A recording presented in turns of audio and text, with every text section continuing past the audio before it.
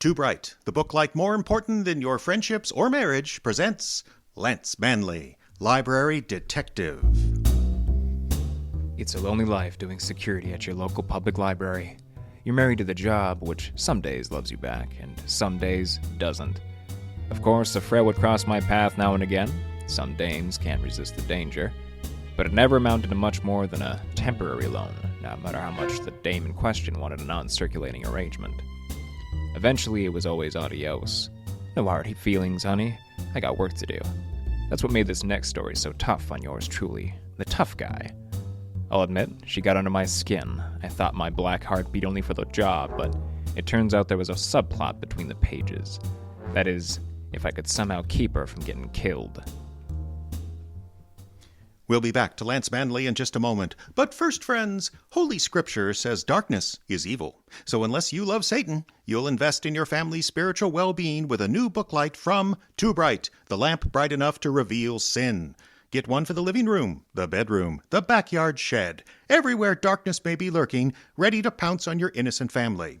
What would you pay for the peace of mind that comes from knowing 50 million candle power was peering ceaselessly into your family's very souls, leaving no room for mischief of any kind? You'd feel safe, that's what. So get down to your local hardware or army surplus store and ask them to unlock the safe for Too Bright. We're not saying it's brighter than the heavenly hosts, but it could be. And now we return to Lance Manley, Library Detective. It all started when Mabel Spade, a nice old biddy who'd been our library's cataloger since God was in the second grade, gave up the game and headed to Florida. That meant a new cataloger had to be hired, which meant background and security checks done by yours truly. Not the most exciting part of my job, but I never figured to be joining the circus. Imagine my surprise then when boss lady Effie Standish darkened my door one cold and forbidding day with the last words I ever expected to hear her say. Manley, I have some good news for you. Oh, be still my heart, boss. What's the skinny? You don't need to worry about doing those background checks. I've hired a cataloger. Without my say-so. Have you gone soft in the head? Watch your tone, Manley. Remember who's in charge around here. Well, I just hope you did a thorough check on this new cataloger. Otherwise, it's going to be trouble, and that'll land on my head. Keep your shirt on, Shamus. She's fine. She comes well recommended, and her credentials are impeccable. I want you to meet her. Miss Diamond? The door slid open, and in walked an angel. Maybe I was a sap to fall face first like that, but up against a beauty like her, there aren't many average Joes with immunity. She was tall, red-headed, and curved like your favorite country lane, the one that promises peace and comfort at journey's end. Her green eyes shined out a challenge at me. She folded her supple arms across a bosom they write poems about, and tossed her head so those fire engine locks flipped out of her eyes. And me, I just sat there staring like a sap, afraid that if I opened my mouth, I would say what I was thinking, which was, wow. Is this the Flatfoot? You got it, Toots. Lance, meet Nora Diamond, cataloger. Nora, this is Lance Manley, library detective. You can close it now. Beg pardon? Your jaw, you can close it. I'm all the way in the room. There's no more to see. Imagine my disappointment. Sorry I gave you the peep eye, gorgeous, but our last cataloger was the friendly grandma type. I'm not quite used to the new model. What am I, the little sister? I'd go with wild niece, but that's not my call. What is your call, Manley? Security, though that seems to be getting lax around here. Don't give me the stink eye, Manley, or you'll find yourself stocking little libraries on the edge of Siberia. Sorry, boss, and sorry to you, Miss Diamond. It's just I usually do background checks on new hires, and apparently that's beneath you. So you wanted to check beneath me, Mr. Manley? All in a day's work, gorgeous. But since you're here, what was your last job? That's enough. Nora, head downstairs. I'll be down in a minute to show you your workstation. Seriously, boss, how come I can't... Make yourself scarce, Nora. Now. Sorry, Lance. Looks like you're in the principal's office. I have my own chair in there. It's got a little brass plaque with my name on it. I'll bet it does. See you at recess, Flatfoot. Now you listen to me, Manley. You're not to look into that girl's past, understand? I'm the boss, and I call the shots around this library. Sure you do, Effie, but you still like a tight ship, and how can I give that to you without doing my job? Why can't I check her out? 1, I don't think you're her type. And 2, let's just say that poor kid suffered enough. Understand? Not even a little. Good. Keep it that way. That was the first day Nora Diamond worked at the library. By the time she'd been there 2 weeks, both of us learned how to avoid each other.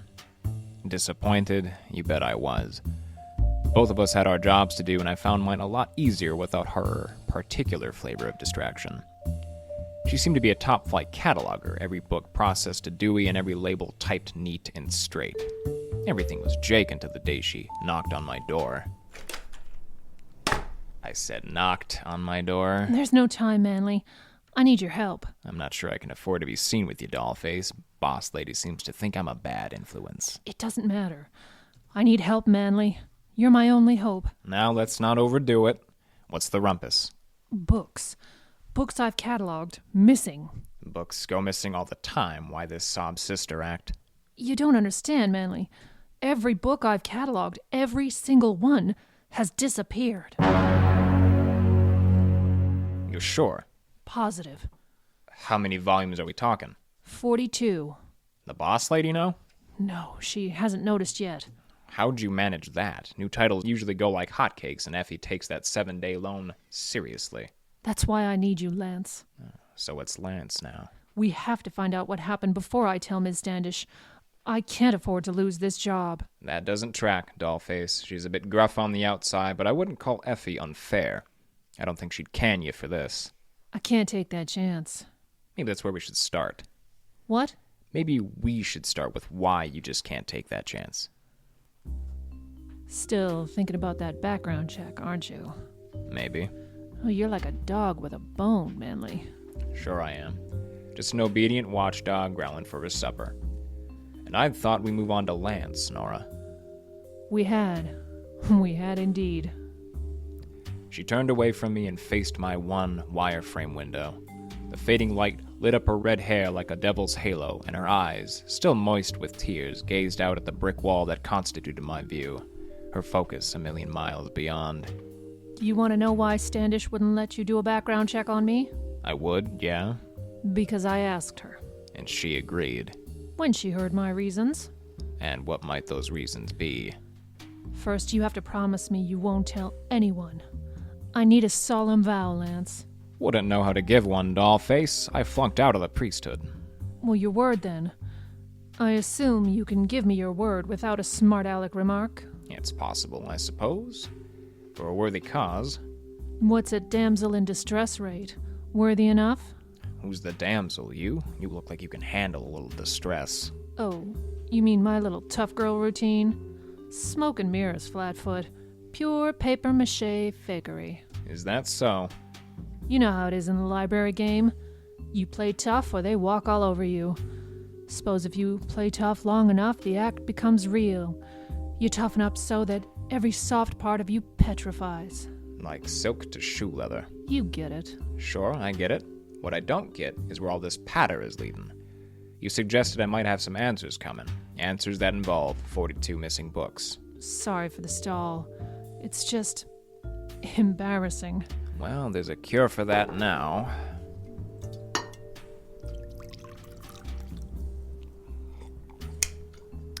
Thanks. I suppose you'd be disappointed in me if I told you the problem was a man. No, I took it for granted when you said embarrassing. His name was Lawrence. A big shot at my last job. Type of guy commands any room he walks into. Type of guy turns every girl's head when she's young and naive, like I was then. I was a junior tech. He was the director. He started asking for extra help after hours. Then it was a trip to a library conference. Then it was just a trip to a motel. And let me guess, his wife didn't approve? You got it wrong. There was no wife. I'll shut up now. No, I don't blame you for thinking that. That's the kind of sordid tale this is, after all, but In truth, he was too mean for a wife. He drank, he was very controlling, and he had a temper. I wasn't with him a month before I knew I needed out. Out of the relationship, out of the job, the town, everything. When I gave him my notice, he blew his stack. Claimed I'd never work in libraries again. And when I told him I was leaving him as well as the job, well, that's when things got ugly. He get violent? The broken whiskey decanter in his office says so. Did you call the cops? What charges? The decanter took the heat, not me. Besides, I was leaving town. It just seemed easier.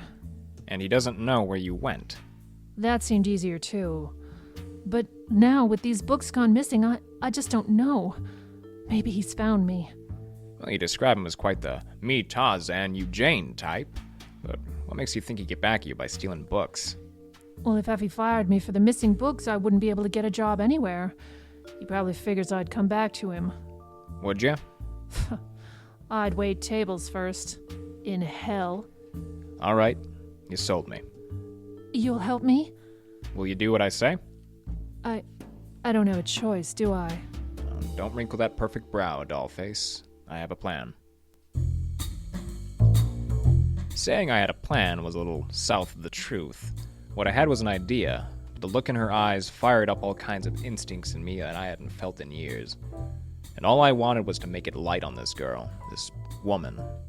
Yeah, I'd fallen and fallen hard, but I still had a job to do.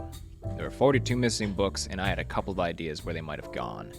Many hours of casing the main reading room and getting to know the regulars was about to pay off. First, we needed bait. I had Nora catalog a new book and place it in the stacks as obviously as possible.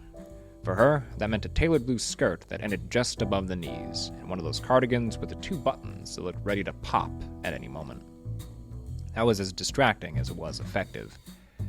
Everyone in the building paused to watch her pass by on her way to the 796s. She slid the book in its place, then pretended to head back for the stairs. Only once out of sight, she doubled back to a little alcove in the fiction ease where I was already staked out. She moved in. Close. Was that right, Lance? Right as rain, dollface. Now we wait. Do you have any room to take a step back? Oh, does it bother you that I'm this close? I suppose bother is as good a word as any.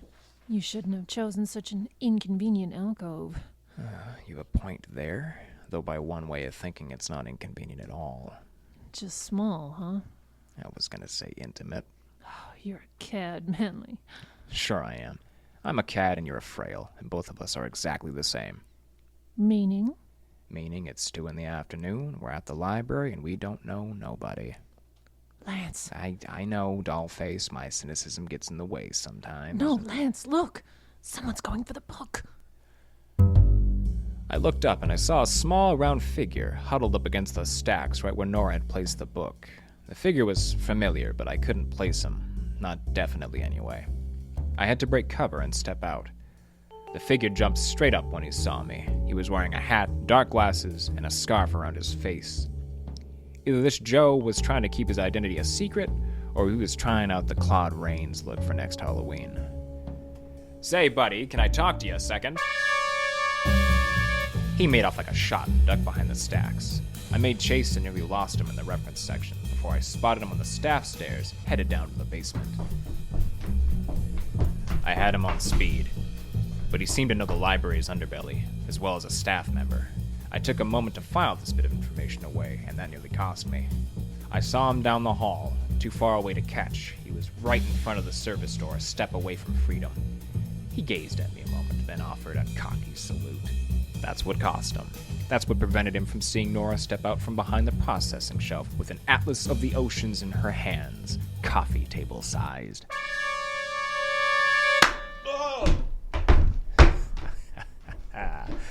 Nice swing, dollface. Be sure to try out for this city softball team. Who is he, Lance? Do you know him? Oh, we're one scarf away from finding out. Come here, you. Unhand me, you ruffians. Ruffian? What is he, the Prince of Wales? Our own little version, sure. Let's get that getup of yours off and... Gregory Wormwood, library regular and frequent late returner. The rough treatment is completely unnecessary, Mr. Manley. You can be sure Director Standish will hear of this. Oh, can it, Wormwood? Last I checked, your card had $50 in fines and 6 current overdues. I'm misunderstanding, I assure you. Those books must have been processed improperly when I returned them. Ha! I've heard that song in every library I've ever worked. And you, young lady, you can expect to hear from my attorneys. Striking me with a book in that way. Preposterous! You were stealing from the library. Can you prove it? I can make a pretty good try. Lance and I were both witnesses, and with a record like yours, I know who Ms. Standish will believe. An assault, that's what it was. Pure and simple. All this chopper music but no tune. Everyone just calm the heck down. Get to the point, Wormwood. Why were you stealing this book? I am within my rights to remain silent, am I not? Sure. But what would Mabel think? Mabel? That's what this is about, isn't it? Mabel doesn't need to know, does she? What is it, Lance? Hold on, Dollface. I think Mabel should know, shouldn't you, Wormwood? After all you meant to each other, shouldn't she know you stole 42 books? No. Manley, you can't. Would someone please explain to me what the heck's going on? It's simple. Love has triumphed once again over common sense. Our friend Wormwood here has a huge crush on Mabel Spade, your predecessor. I guess they even dated once or twice, but Mabel told me Wormwood was too unstable for her, and played a little too fast and loose with the circulation rules, hence the $50 in fines. You son of a... Are you saying you stole all those books as some kind of a tribute? Or an attempt to get you fired. Either way, it was a screwball scheme with no chance in working. Wormwood here specializes in those. You won't tell Mabel, will you, Lance? She can't know. She just can't. You still have all 42 books? Yes, of course. Then one more thing. Did someone put you up to this? A director from another library, perhaps. Perhaps someone named Lawrence. What are you talking about? I don't know anyone named Lawrence. That's fine, Wormwood. Bring back the books and I'll put in a good word for you with Effie. Right after you apologize to Miss Diamond. But she hit me with a book. Wormwood. Very well. I'm sorry, Miss Diamond. I'm sorry to involve you in this whole sordid affair. You did nothing to deserve the treatment you endured. That's all right, Mr. Wormwood. You did it for love, and love makes us do stupid things. The look in her eyes then that moment told me there was more to her story. More chapters in the book of Nora Diamond. But for right now, this was enough. We got our 42 books back, slapped Gregory Wormwood with a 2-book limit, and demand he go to work paying off his fines.